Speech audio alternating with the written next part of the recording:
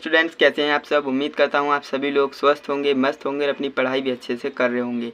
तो दोस्तों, स्वागत है आप सभी का एक और नई इंटरेस्टिंग टॉपिक के साथ। आज की इस वीडियो में मैं आपको बताने वाला हूं क्लास 12 की केमिस्ट्री का एक इम्पोर्टेंट टॉपिक, जो कि आपके रासायनिक बलगति के चैप्टर में से होने वाला है, जो कि आप देख सकते हैं। टॉपिक का नाम है छद्म प्रथम कोटि की अभिक्रिया, यानी छद्म प्रथम कोटि की अभिक्रिया।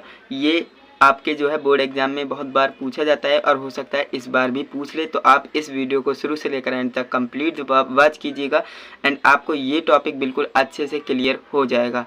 सो फ्रेंड्स, अगर आप चैनल पे नए हैं तो चैनल को सब्सक्राइब करके हमारे चैनल की फैमिली को 1 के क्रॉस कराइए। एंड फ्रेंड्स, वीडियो अच्छी लगे तो लाइक करना, वीडियो से रिलेटेड कोई डाउट हो तो कमेंट कर देना। और हाँ, इस चैप्टर से रिलेटेड अगर आपको पीडीएफ चाहिए तो वो आपको टेलीग्राम चैनल पर मैं प्रोवाइड कराता ही हूँ, तो टेलीग्राम को ज़रूर विजिट कीजिएगा। तो चलिए वीडियो शुरू करते हैं। तो दोस्तों, यहाँ पर आप देख सकते हैं छद्म प्रथम कोटि की अभिक्रिया की परिभाषा कुछ ज़्यादा बड़ी आपको लग रही है, लेकिन मैं आपको बता रहा हूँ कि ये बड़ी दिखने में है, समझने में काफ़ी आसान है। बिल्कुल आसान लैंग्वेज में मैंने ये लिखा है। तो यहाँ पर हम पढ़ते हैं, जब कोई रासायनिक अभिक्रिया में 2 अभिकारक अणु भाग लेते हैं, परंतु उसमें से एक अणु की सांद्रता बहुत अधिक होती है, जिसके कारण अभिक्रिया के दौरान उसकी सांद्रता में कोई परिवर्तन नहीं होता है, जबकि दूसरे अणु की सांद्रता में परिवर्तन होता है। अतः अभिक्रिया प्रथम कोटि की प्रतीत होती है।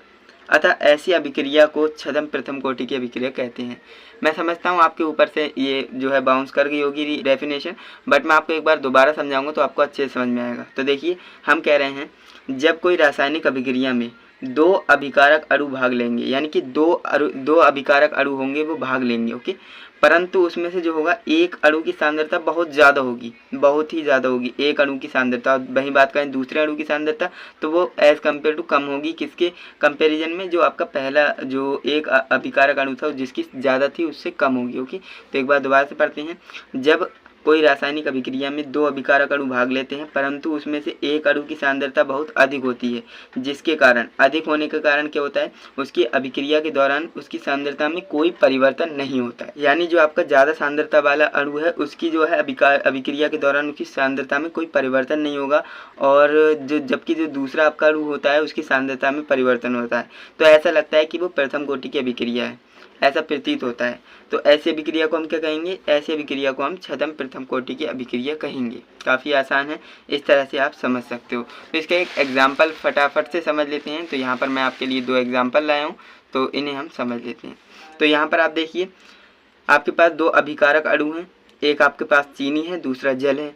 अब जल आपका अधिक होगा और चीनी आपकी कम होगी, और इससे जो बनता क्या है, ग्लूकोज प्लस फ्रक्टोज बनता है, ओके।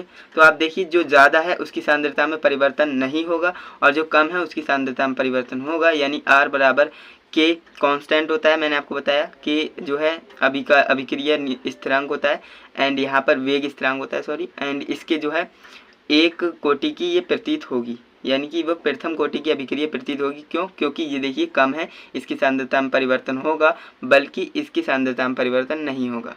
तो इसलिए R इक्वल टू K, और ये आपका हो जाएगा चीनी, क्योंकि कम है, ओके। अधिक वाले में तो परिवर्तन होगा ही नहीं, कम वाले में परिवर्तन होगा, तो हमें प्रथम कोटि की अभिक्रिया प्रतीत होगी। तो आप समझ सकते हैं। एंड यहाँ पर सेकेंड जो आपका एग्जाम्पल है उसे समझ लेते हैं।